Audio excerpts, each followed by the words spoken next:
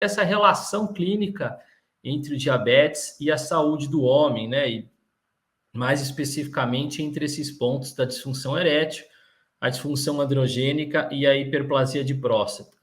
E o grande problema é que eles são grandes tabus de uma maneira geral, né? São grandes tabus para os pacientes, né? As disfunções sexuais como um todo, independente de quais sejam, a própria questão do acompanhamento e rotina de segmento de doenças prostáticas. E esse tabu, infelizmente, não é um tabu que é só do paciente, né? Quando a gente vai perceber quando essas queixas sexuais masculinas são abordadas no consultório médico, a gente se vê nesse dilema, onde o paciente tem uma dificuldade em abordar o tema com o médico e a grande maioria dos médicos também tem dificuldades em abordar esse tema com os pacientes. E isso está explícito em algumas pesquisas científicas, né? Então, em 1995, na Inglaterra, foi percebido que apenas 8% dos médicos que avaliavam pacientes diabéticos faziam alguma anotação sobre as disfunções eréteis, enquanto 75% avaliavam a condição do pé desses pacientes diabéticos. Essa mesma pesquisa em 2002 na Itália mostrou que 63% dos pacientes diabéticos nunca foram perguntados sobre sua função sexual. E aqui na região latino-americana, né, foi perguntado por que será que a gente não aborda a questão sexual masculina no consultório. A maioria dos médicos, aí, quase 60%, diz que não é importante ou não é prioritário na avaliação desses pacientes. Mas vamos tentar entender por quê, e eu vou levantar a bandeira aqui do porquê deveria ser prioritário, né? As queixas sexuais masculinas interferem na qualidade de vida, interferem em baixa felicidade, interferem em satisfação física, interferem em satisfação emocional, independente de qual seja a disfunção sexual. E a disfunção erétil, na verdade, talvez seja o principal ponto das disfunções sexuais, né? Então, definição de disfunção erétil é a incapacidade persistente do homem atingir ou manter uma ereção satisfatória para o ato sexual. A mediação dos mecanismos fisiológicos de ereção, né, vão desde da questão vascular, neurogênica e dos mecanismos bioquímicos, que talvez eu não precise entrar em detalhes agora, e isso pode ser depois mais discutido. E as causas de disfunção erétil, elas são variadas, né? Desde as doenças sistêmicas, como diabetes, que a gente vai discursar aqui algum pouco, mas causas especificamente neurológicas, hormonais, especificamente físicas, além da questão psicológica e do uso de medicações.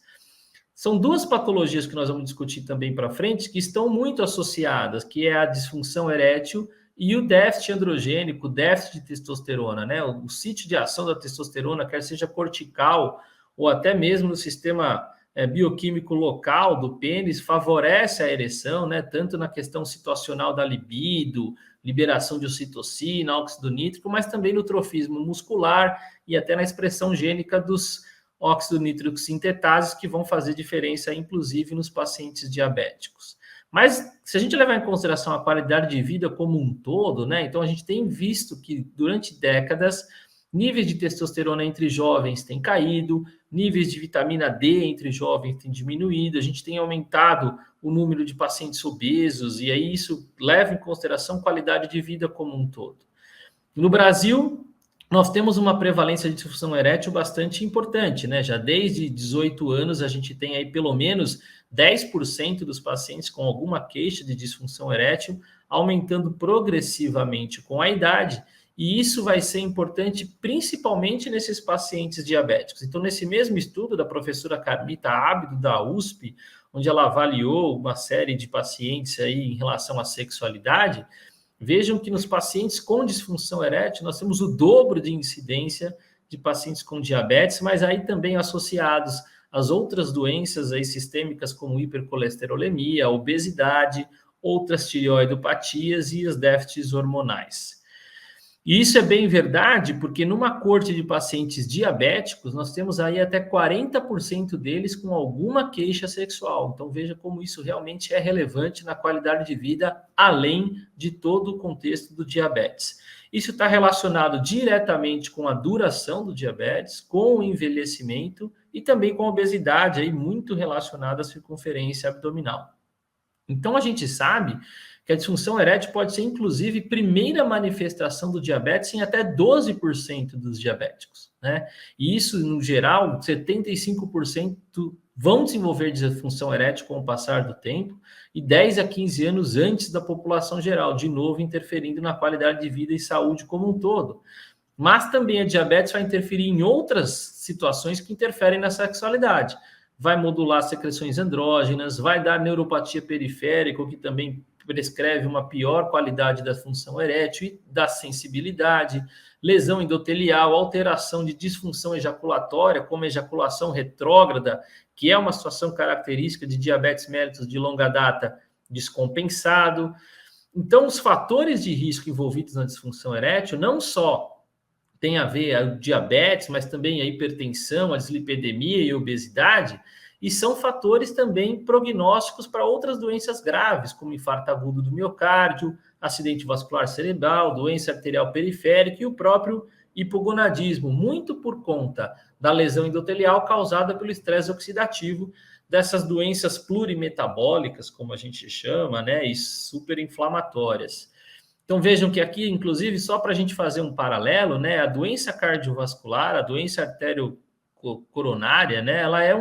também uma doença bastante prevalente nos pacientes com disfunção erétil, né, e aqueles com disfunção erétil vão apresentar doença cardiovascular mais severa, né, e quando o paciente apresenta disfunção erétil, a maioria deles, em cerca de 3 a 5 anos, vão apresentar algum grau de coronariopatia. Então, vejam a importância também da disfunção erétil como um marcador de saúde, quer seja por doença cardiovascular, quer seja pelo diabetes mellitus como um todo, né? E aí a disfunção erétil também aumenta mortalidade por todas as causas cardiovasculares. Quando a gente discute tratamento, e talvez não seja o foco aqui da nossa discussão, eu não vou discutir com vocês tratamento de disfunção erétil, a gente tem diversas opções de tratamento, medicação oral, injeção intracavernosa, e a gente pode evoluir até para a prótese peniana, mas a associação de tratamentos para esses pacientes parece ser bastante benéfica. E se a gente falar especificamente dos pacientes diabéticos, aqui na última linha, a gente tem que a associação dos inibidores de fosfodiesterase 5, que são os comprimidos, né, o Viagra, o Cialis, né, as medicações que a gente tem para tratamento de disfunção erétil, associada à metformina, que é a medicação utilizada aí no início de um diabetes ou de uma resistência insulínica, traz uma melhora na qualidade da ereção como um todo, independente de a gente comparar com o uso isolado da medicação. Então, há um benefício claro no tratamento conjunto dessas doenças. E a gente até discute se todo paciente diabético não deveria começar a receber já inicialmente um tratamento com a fosfodiesterase tipo 5, visto as ações que essa medicação tem melhorado no paciente como um todo, né? Então, veja que numa corte aqui de pacientes diabéticos, onde foi utilizado esse inibidor de fosfodiesterase 5, houve uma diminuição de mortalidade em 7 anos de até 30%, né? E isso principalmente relacionado a eventos cardiovasculares. Então, vejam que a utilização do inibidor de fosfodiesterase 5 em pacientes diabéticos pode ter, inclusive, um fator protetor cardiovascular a longo prazo. E não só isso, tratar o diabetes adequadamente, e aqui com as diversas medicações disponíveis no mercado em relação à utilização do tratamento de antidiabéticos, pode não só favorecer aí na diminuição do peso corporal, né, diminuir os efeitos diabetes, mas também melhorar a função erétil aqui como um todo, independente da medicação que a gente utiliza. Então, a gente tem, dentro do cenário da disfunção erétil, aí uma associação bastante grande da diabetes mellitus, inclusive depois no tratamento a longo prazo, que a gente pode discutir mais na frente, principalmente quando a gente vai fazer tratamento cirúrgico desses pacientes.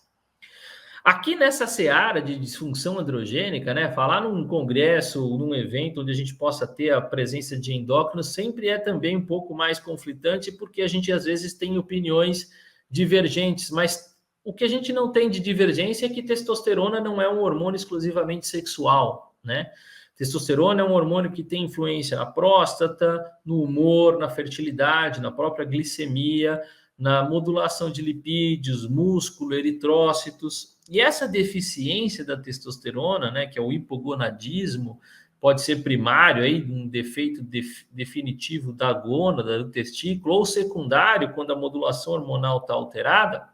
ela pode ser de diversas etiologias, né? A gente tenta resumir aqui nesse quadro as diversas etiologias onde a gente vai investigar o déficit de testosterona, desde a simples regulação, né, dos receptores de androgênio, que na verdade nem é tão simples, talvez hoje seja o foco que a gente deveria prestar mais atenção e estudar melhor essa relação dos receptores de andrógenos e a bioatividade diminuída da testosterona, mas hoje a gente consegue também identificar esse hipogonadismo funcional e lá no cantinho do quadro a associação da obesidade, da síndrome metabólica e do diabetes como sendo um fator de risco para o desenvolvimento do hipogonadismo secundário, aí no caso o hipogonadismo funcional. E essa associação é pior, com certeza, naqueles pacientes obesos, né? De novo, aqui, talvez a patologia mais grave da década é a obesidade, né? Então, associando aí tanto disfunção endotelial, como as alterações aterotogênicas, fatores pró-inflamatórios, que muita gente tem visto também nesse cenário de pandemia, o quanto eles são também de maior agravante dos pacientes acometidos pela Covid, tanto quanto fatores pró-trombóticos, a resistência à insulina. Mas com a queda da testosterona, esses pacientes começam também a ter mais chance de ter distúrbios de sobrepeso, desenvolver o diabetes, desenvolver inclusive a disfunção erétil, associando aí de novo as 3 patologias, e a gente entra naquele que eu chamo de efeito de bola de neve, né? Então, a obesidade, o hipogonadismo, às vezes a gente fica naquela velha discussão de quem vem primeiro, né? A galinha ou o ovo, se veio primeiro a obesidade, se veio primeiro o déficit de testosterona, mas os mecanismos intrínsecos, né? Tanto a questão do envolvimento das citocinas inflamatórias e a maior expressão de leptina nos obesos causam também uma hipofunção testicular e assim também no aumento da gordura visceral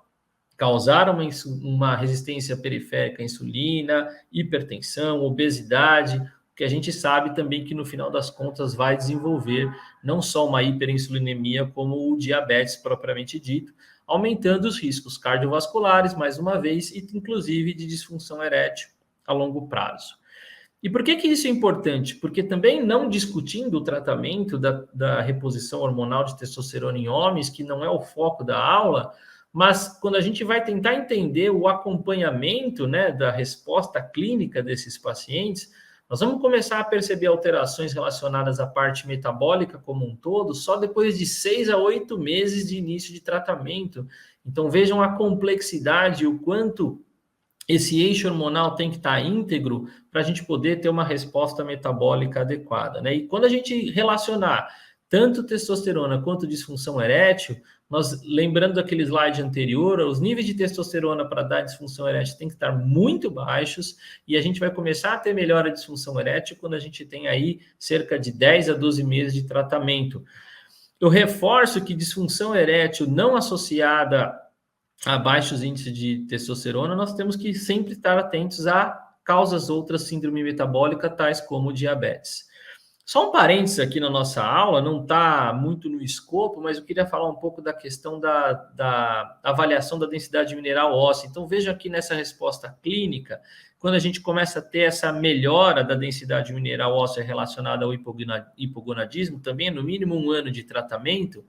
e isso está muito relacionado a alguma coisa bastante atual, que a gente tem deixado para trás, principalmente nós urologistas, mas talvez outras especialidades, como cardiologia, e que estão associadas a uma avaliação da saúde do homem, que é avaliar também esse homem em relação à qualidade dos seus ossos, em relação à densidade mineral óssea. Isso já está presente nos guidelines europeus, aí, principalmente da Associação Europeia de Urologia, mas também aí na Associação Americana de Endocrinologia, a avaliação da densidade mineral óssea. Uma coisa que é importante lembrar, e faz muito sentido a gente sempre discutir isso quando a gente fala sobre testosterona, é dizer que níveis suprafisiológicos também correm um maior risco, né, em relação a doenças como um todo. Então, o aumento da lipidemia, né, da dislipidemia, o maior risco de infarto agudo do miocárdio, o maior risco de AVC, mas também o aumento da gordura abdominal, que a gente sabe que vai diminuir também a sensibilidade à insulina periférica, de uma certa maneira também favorecendo um maior risco ao diabetes. Então veja que a faixa protetora, a faixa segura, é a faixa do eugonadismo, né? Então, tanto níveis suprafisiológicos quanto níveis de deficiência androgênica são de risco, e a gente tem que levar em consideração que hoje existe um sensacionalismo muito grande, uma moda muito grande em relação a essas modulações hormonais, hormônios bioidênticos, e isso é muito arriscado para a saúde como um todo, não só da saúde masculina, mas também da saúde feminina. Trazendo um pouco de literatura científica para vocês aqui, alguns estudos já começam a correlacionar muito diabetes e testosterona. Aqui a questão dos pacientes que eram hipogonádicos e diabéticos, e eles foram tratados aqui em 2 grupos. Um grupo que foi tratado só com testosterona e o outro com testosterona e dieta, desculpa, me perdoe, e também aquele que não usou testosterona. Vejam que o grupo diabético tratado com testosterona hipogonádico teve uma melhora na questão de perda de peso e diminuição da cintura abdominal, mas também mais importante em relação a isso, teve uma diminuição nos índices de resistência à insulina, melhora nos índices de Roma e também melhora na queda dos índices da hemoglobina glicada. Então, talvez esse paciente hipogonádico realmente se beneficie aí de um tratamento de testosterona, independente do tratamento medicamentoso do diabetes. Aqui, ambos os grupos foram comparados com dieta. Alguns artigos começam a trazer algo que ainda é contraditório, ainda, se você pesquisar um pouco isso na literatura científica, é o famoso ainda não, mas um cenário bastante promissor, que talvez seja a terapia de reposição de testosterona ou terapia de testosterona, como o professor Mauro propriamente disse, que não é uma reposição, e sim um uso da testosterona de maneira adequada, pode não só tratar esses casos de pacientes que tenham uma hiperglicemia ou uma resistência periférica à insulina e tratar um possível diabetes, mas eventualmente prevenir um diabetes. Então, naqueles pacientes hipogonádicos, num acompanhamento depois de 2 anos, 14% do grupo placebo desenvolveu diabetes e só 7% do grupo tratado com testosterona, então uma redução de risco de 50% quase de desenvolvimento de diabetes, pacientes hipogonádicos, e ainda uma redução aí significativa de pelo menos 10% em relação a tratamento do diabetes como um todo. De novo, o que eu discuto aqui é a gente olhar um pouco mais para os receptores do que a gente realmente olhar só para níveis de testosterona. A gente ainda tem muito o que aprender como a modulação de testosterona e esse up regulation ou down regulation tem mais relação do que os níveis de testosterona. Trazendo um pouco mais para a minha área da urologia, né, e tentando defender um pouco mais o meu ganha-pão aqui, mais do que realmente a diabetes mellitus como um todo, eu vou tentar associar para vocês também o quanto o diabetes tem de influência no crescimento prostático benigno. Então, o que é crescimento prostático benigno? A próstata é uma glândula, né, que os homens têm e que ela vai crescer invariavelmente com a idade. E se todos os homens vivessem mais de 100 anos, todos nós teríamos um aumento da próstata. Esse aumento da próstata pode ser irregular e, em geral, ele é mais central, da glândula central, e ao longo do tempo pode causar alguns sintomas. O principal deles é os sintomas urinários relacionados à dificuldade de urinar. E o mecanismo para esse crescimento, eles também são complexos e intrínsecos relacionados aí a fatores de crescimento, principalmente aos andrógenos, mas também aos estrógenos, e isso, como eu disse lá no começo, pode ser modulado pela glicemia, pode ser modulado inclusive pela própria insulina, como o professor Mauro também lembrou, um hormônio anabólico, né? A diferença é que a gente tem que entender que esse paciente com sintomas urinários pode ou não estar associado a um aumento prostático benigno, mas às vezes ele pode ter sintomas urinários sugestivos e não estar relacionado a um crescimento prostático benigno ou a uma obstrução da próstata. E esse LUTS, né, que é a sigla em inglês para Low Urinary Tract Symptoms, que os sintomas urinários do trato urinário baixo, pode estar aqui relacionado à próstata principalmente, sim, mas nós não podemos esquecer que esses pacientes podem ter a poliúria noturna, que é muito associada a pacientes diabéticos, por exemplo, a bexiga neurogênica descompensada, que é também muito associada a pacientes diabéticos decompensados, a infecção do trato urinário, principalmente nos homens também diabéticos, um maior risco de infecção urinária, e isso deve ser avaliado como um todo e não rotular um paciente com sintomas urinários como um paciente com doença de próstata, sem antes avaliar esses outros possíveis riscos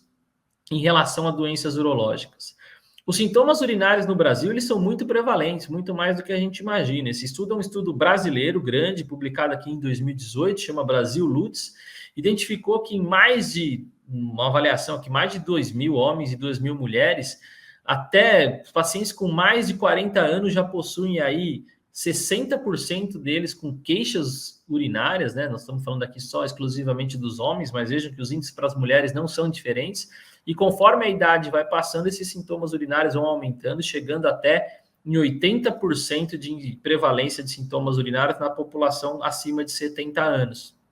E por que isso parece importante no diabético? O diabetes parece expressar mais fatores relacionados ao crescimento da próstata, ao crescimento benigno da próstata, e isso aqui avaliado em próstatas de ratos foi bem significativo no aumento do estroma prostático, que é um fator de risco para essa HPB LUTS que a gente chama, né? Então, tanto o paciente diabético ou, como eu disse para vocês, hiperglicêmico, ele vai ter uma maior atividade simpática, o que pode, por si só, mudar o tônus muscular prostático e causar sintomas urinários, mas ainda todo o status pró-inflamatório, o risco de alteração do metabolismo dos esteroides sexuais e o aumento dos fatores de crescimento podem também interferir nesse aumento prostático e, com certeza, acabar ocasionando o diagnóstico de hiperplasia prostática. O que é interessante nesse trabalho aqui é a gente começar a entender se nosso tratamento também não pode ser, de uma certa forma, iatrogênico, né? E aqui nesse estudo de 2020, bem recente, publicado aí numa revista de pesquisa experimental, foi sugerido que a insulinoterapia deve ser utilizada com critério nesses pacientes já com hiperplasia prostática benigna, uma vez que a gente sabe que ela pode influenciar ou estimular esses fatores de crescimento e, de uma certa maneira, favorecer ainda mais o crescimento da próstata. Então, nos pacientes diabéticos que vão necessitar de insulinoterapia, usar com cautela o risco de desenvolver um maior sintoma e, eventualmente, necessitar um tratamento clínico, tanto da próstata, mas como também aí do diabetes. De uma maneira geral, as doenças urológicas e a síndrome metabólica, se eu puder resumir de uma maneira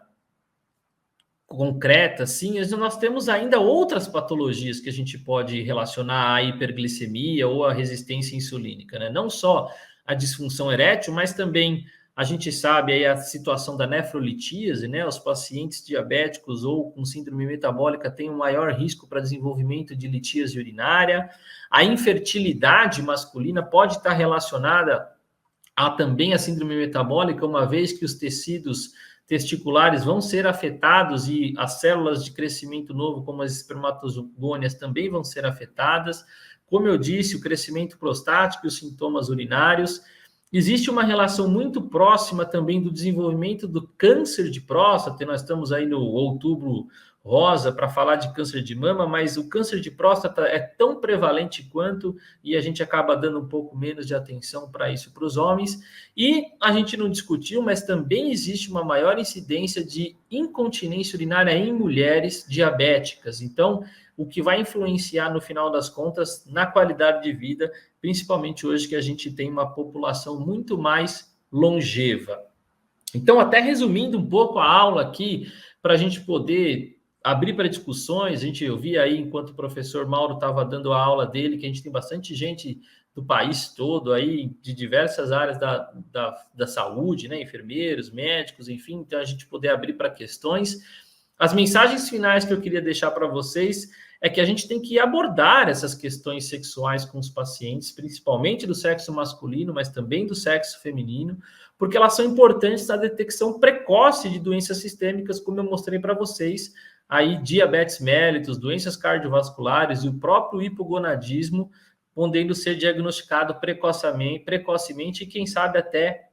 evitado. O tratamento dessas afecções sexuais, como a gente viu, pode inclusive melhorar, né, as condições de paciente diabético. Então, tratar uma disfunção erétil com um inibidor de 5-fosfodiesterase ou tratar um paciente hipogonádico pode melhorar o diabetes, pode diminuir o risco cardiovascular desses pacientes, o que com certeza vai melhorar também os resultados clínicos. O que fica em dúvida, o que a gente fica esperando um pouco mais de pesquisa, um pouco mais de investigação, né? Se de repente o tratamento com testosterona pode auxiliar não só no tratamento em si, mas na prevenção do paciente com diabetes mellitus, né? Então isso ainda, alguns estudos precisam vir para fortalecer essa ideia entre a comunidade médica e uma atenção maior se os pacientes que recebem insulinoterapia podem ter piora dos quadros de HPB-LUTs, de sintomas urinários, e eventualmente a gente ter que dividir ou moderar essa decisão entre dose ou tempo de dose ou associação de medicações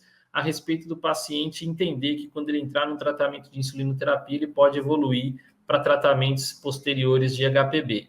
E reforçar, como também o professor Fádulo falou no começo, né, o tratamento do diabetes, ele é multidisciplinar, mas o tratamento da saúde do homem como um todo é multidisciplinar, e não só nós urologistas devemos aprender e entender como abordar e como conduzir melhor um paciente com diabetes, mas também os médicos cardiologistas, endocrinologistas precisam também ter um pouquinho mais de disposição para conversar e abordar questões que seriam consideradas tabus, como